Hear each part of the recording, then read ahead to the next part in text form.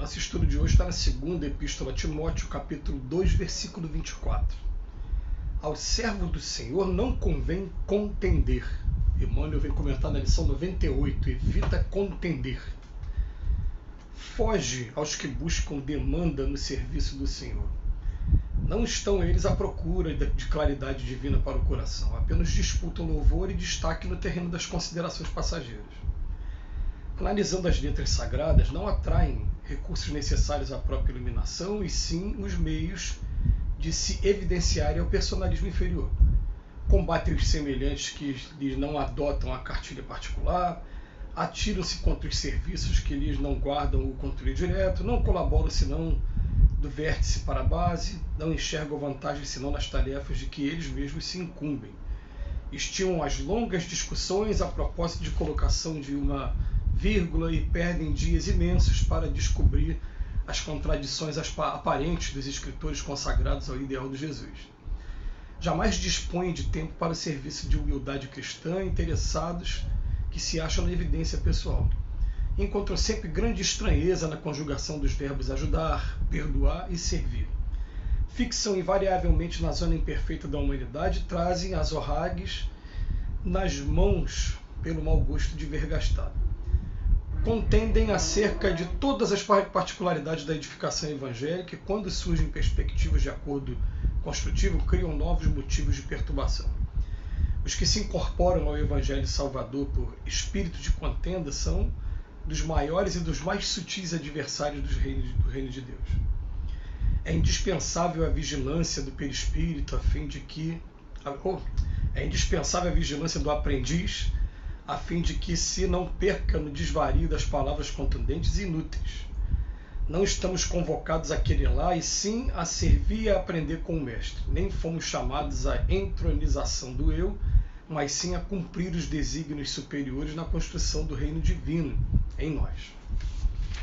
É um fato notório que, conforme a pessoa começa a estudar a doutrina espírita, e a gente sabe que através do processo evolutivo a gente desenvolve normalmente, de regra, a inteligência primeiro, para depois desenvolver a moralidade compatível com a inteligência que você tem.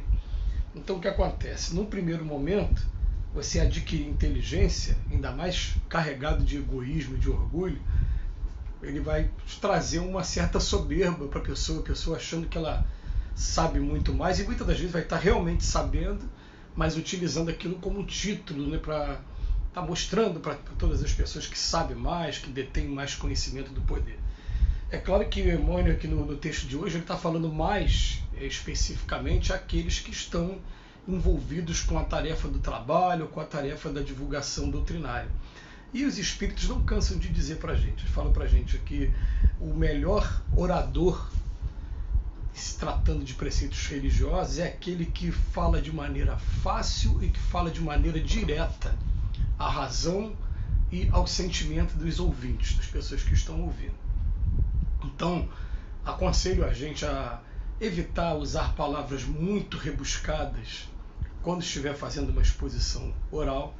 Algumas vezes a gente até entende que nos livros, um espírito como o André Luiz vai escrever de ciência para um homem de ciência, ele vai escrever algumas palavras que normalmente quem não é da área vai estranhar, assim como eu, por exemplo, sou da área do direito e tem palavras que são peculiares só ao ramo do direito. Então a gente vai encontrar livros da Joana de Ângeles também com literatura difícil, porque é uma literatura direcionada para psiquiatras, psicólogos, pessoas que trabalham naquele ramo. Mas a gente vai encontrar também, em determinados momentos, livros, tanto do André Luiz como da Joana de Ângeles, já que eu falei dos dois aqui, os dois como exemplo, bem direcionados ao público em geral. A Joana de Ângeles, então, de um tempo para cá, tomou até o cuidado de ela mesma, no próprio livro, pegar as palavras e colocar o significado do lado, porque as reclamações eram grandes de ter que toda hora ir no dicionário. Eu sou uma pessoa que, por exemplo, né, se ela numa página ela usou 3 palavras que eu não conheço, eu ia no dicionário para buscar aquilo ali e tentar entender. E às vezes ela falava o nome de um cientista, eu queria saber a biografia do cientista, nem colocava no Google, queria saber, né? É uma mania nossa em relação aos nossos estudos. Mas ele vem falando aqui pra gente que essas contendas, essas disputas verbais, e acontece muito, não precisa ir para outras religiões, não. Acontece muito no meio espírita. Eu já vi umas discussões no meio espírita que eu falei, meu Deus, isso não vai levar a lugar nenhum, a nada. Eu posso dar até alguns exemplos aqui pra gente. Se Chico Xavier é a reencarnação ou não de Kardec. Uma vez eu vi um amigo que ele veio falar, primeiro que esse tipo de discurso já não é doutrina espírita, isso aí é de responsabilidade exclusiva daquele que pronunciou e que fica aí para análise de todo mundo. Eu sei que o Emmanuel, algumas vezes que ele falou de reencarnação no passado, ele trouxe alguns nomes, mas ao mesmo tempo ele trouxe o contexto moral para a gente entender por que ele quis trazer aquelas reencarnações. Né? Ele dizia que ele foi um senador e por conta da conduta dele, na outra ele foi um escravo, querendo explicar a lei de causa e efeito, mas não por ser simples oráculo da vida dos outros, querer dizer quem foi reencarnação de quem. Então isso para a gente, com toda aqui humildade na nossa opinião, né, não é doutrina espírita. A doutrina espírita é, como diz no Evangelho segundo o Espiritismo na introdução, é todo conceito de cunho exclusivamente moral, trazido por diversos espíritos através de diversos médios, um concordando com o outro. Essa é a autoridade da doutrina espírita. Então, uma outra coisa também, uma vez eu vi discursos sobre o perispírita, que o perispírita é isso, que a memória é aquilo e tal.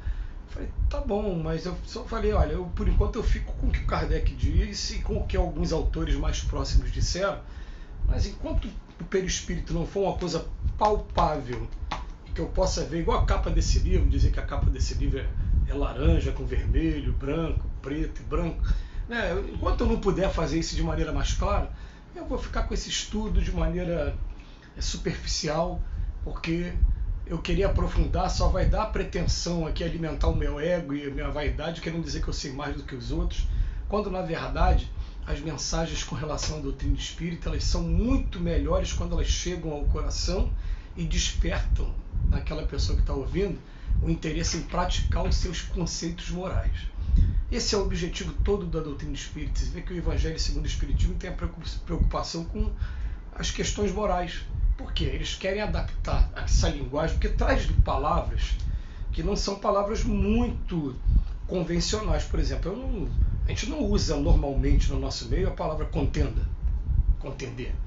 A gente vai usar discussão, vai usar, né, outras palavras, mas tem palavras que realmente, assim, no dia a dia, a gente não tem o costume de usar. Então o que a doutrina espírita veio fazer? Veio pegar esses questionamentos aí que estão no Evangelho e tornar uma linguagem mais simples, tirar o véu que está por trás das letras, para que a gente possa se enxergar ali. A gente fala, peraí, não, então eu sou um dos personagens aqui que está sendo cobrado. Eu ainda não faço isso, eu já consigo fazer isso mais ou menos. Às vezes eu faço, às vezes eu não faço. E começar a analisar, peraí, quando eu faço, olha como é que eu me sinto bem. Eu posso até não estar sendo aceito no meu meio, mas eu estou me sentindo bem com a minha consciência tranquila com o que eu estou fazendo. Né? Porque às vezes a pessoa até fica com depressão por ter agido da maneira correta, mas está sendo cobrado pelo meio que deveria agir de uma outra maneira. Você foi covarde, você deveria ter revidado. Ele não revidou. Ele usou o conceito do Cristo, bateu numa face da outra face, mas ele acaba ficando até triste por isso. Mas o que acontece? Essas contendas, já disse o Espírito de verdade para a gente, em primeiro lugar, amai-vos. Em segundo lugar, instruí-vos. Ele colocou o amai-vos acima de qualquer coisa. Também Allan Kardec, na introdução do Livro dos Espíritos, tem um momento que ele fala assim, esse negócio de palavra, vocês se entendam. Vocês querem chamar disso, querem chamar daquilo, quando ele vai trazer os conceitos lá de alma, ele fala, eu estou trazendo esse conceito básico aqui para a gente poder estabelecer uma didática aqui na hora do estudo. Mas vocês se entendam aí, isso aí é com vocês, a gente não tem que ficar, a gente vai trazer a ideia para vocês. Né?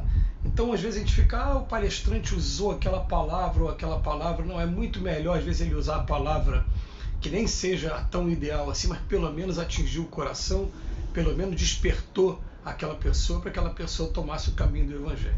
E a gente vai perceber o seguinte, que existe sim a preleção pública, mas essas preleções privadas, quando a gente tem a oportunidade de conversar com alguém que está querendo desabafar um problema e trazer um conceito espírita, elas vão ter muito mais eficácia do que muitas das vezes aquelas preleções públicas. Então, vamos começar a tomar cuidado com a forma que a gente entra em contendas com os nossos companheiros.